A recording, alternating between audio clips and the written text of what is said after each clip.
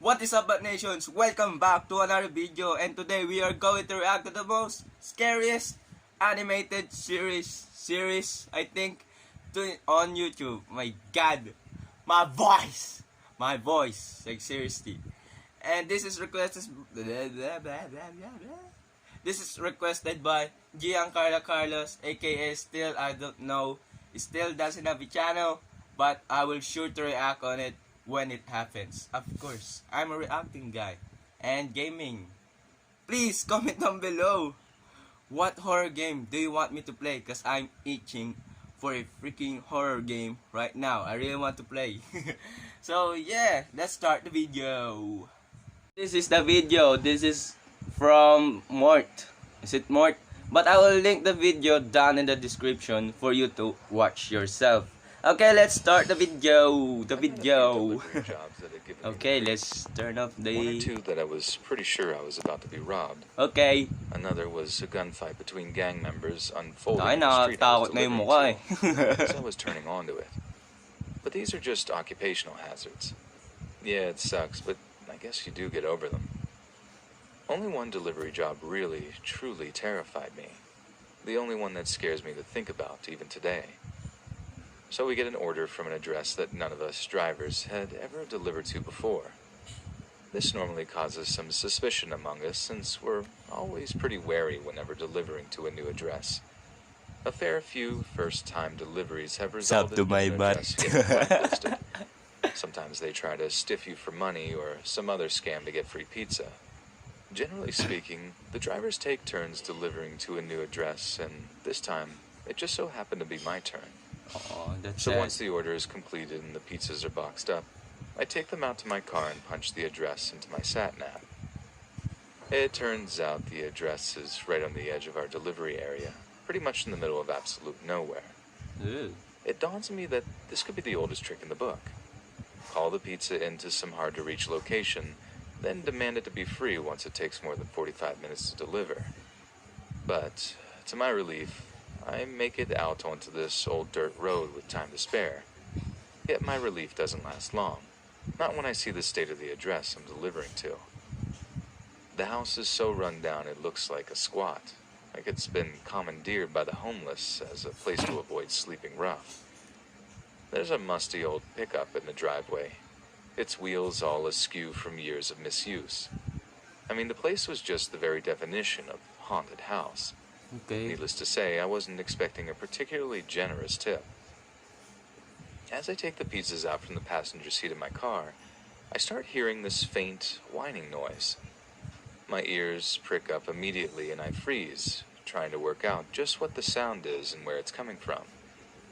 I come to realize it's the sound of a violin being played, but more accurately, it was the sound of a violin being played very badly. These discording noises carried on as I walked up the dirt pathway toward the porch and the front door. Okay. The sound of some old violin bow being dragged across dry old strings that were way out of tune. Creepy, sure, but that's not what terrified me. When I knocked on the front door, the screaming cat violin sounds ceased instantly. A few moments of silence went by before I began to hear slow, heavy footsteps growing steadily closer. I can't be certain, but I'm almost sure I heard someone breathing on the other side. These heavy, labored breaths as I waited for the door to open. Okay. The silence was broken by a metallic snap of the door unlocking, before hurried footfalls sounded on the other side. Someone had unlocked the door, then scampered away from it as if they were overtly skittish about visitors. Hello? I got your pizza order here. I remember asking, feeling the tension rise as silence once again engulfed the scene. Come inside, mister. A childish voice came from the other side. Don't. I It's a wanted to trap, just turn man. tail and run at this point. It's a But freaking returning trap. to the pizza place without the money for the pizzas would definitely mean a verbal or written warning from my manager. Yeah. I already had one for turning up late. I couldn't afford another. So reluctantly, I took hold of the door handle, turned it, and walked inside. Damn, no. The interior of the house was bathed in darkness, only a handful of weak oil lamps to give me any sense of the layout. A figure was crouched on a nearby sofa, the old violin laying next to it. There's 15 on the table there, mister.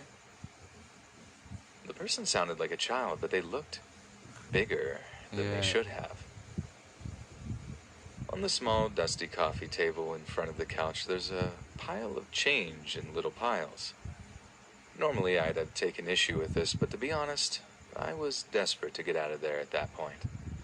I'd have taken any form of currency. As I stooped down to start sliding the little piles of coins into my cupped palm, I started to hear the kid's labored breathing again, but I dared not look towards him. I could see its legs in my peripheral vision, and even then, I could see how unnaturally long they were. This person was not a child. Sorry about the coins, mister. I saved them up. I saved them all up to afford this treat for myself. It's all I have. I told the person not to worry in the sunniest disposition I could muster. The last thing I wanted to do at this point was upset them. I pocketed the coins, barely having counted them. I'd come up with a difference myself if I needed to. Like I said, I just wanted to get out of there. But as I turned to leave, hastily thanking the person, I caught a glimpse of the person's face in the low light of the oil lamps. They were burned, horribly burned up and down their arms and chest. The scarred flesh extended all the way up their face and head. It's Only the Leatherface. person's features were It's obscured by a Leatherface, small man. rubber mask. The mask didn't even cover up their entire face, only a small central portion that It's concealed their Leatherface yun eyes, eh. nose, and mouth. The only thing Sa I could really Texas make out Chainsaw was that the Massacre. mask had a long wooden nose, kind of like the puppet Pinocchio, whose nose would grow whenever he told lies. The small carved eyes were blank. I averted my gaze from the mask and was unable to return it. It was one of the most hideously sad and scary things I'd ever laid eyes on. Just as I had reached the front door, I heard that same childlike voice emanating behind me. Wanna hear me play a song, mister? Before I even had the chance to answer, to tell them I was too busy with deliveries to hang out, they had grabbed the old violin next to them and began to whine out of tune. Oh no. Although the strings Seriously? were almost totally out of tune, I started to make out the tune they were trying for. You know the one. If you go down in the woods today, you're sure of a big surprise. If you go down in the woods today, you better go in disguise. For every bit. No! No! Okay. Bear that ever there was will gather there for certain, because today's the day the teddy bears have their picnic. I What the was in the heck? back of the driver's seat of my car before That you was could creepy. say, nope, I'm out. Scrambling to start the engine so I could make a quick getaway. I don't think they had any intention of hurting me. I certainly wasn't as in much danger as when those idiot Crip and Blood wannabes decided to shoot it out like right in front of my car. But something about that place still creeps back into my mind while I lay there in darkness trying to sleep. Something that means I'll never, ever make another delivery there. I'll quit before I go back. Is that it? Step away, bud. Comes another one. This is came from Let's Read. So I'm gonna put the video down in the description. Okay, check it out. Okay, let's start the video. Is there any sounds? I don't know. Okay, let's read. Once upon a time, one bad nation. A Subscribe few to years my back, book. when I still lived with Oh.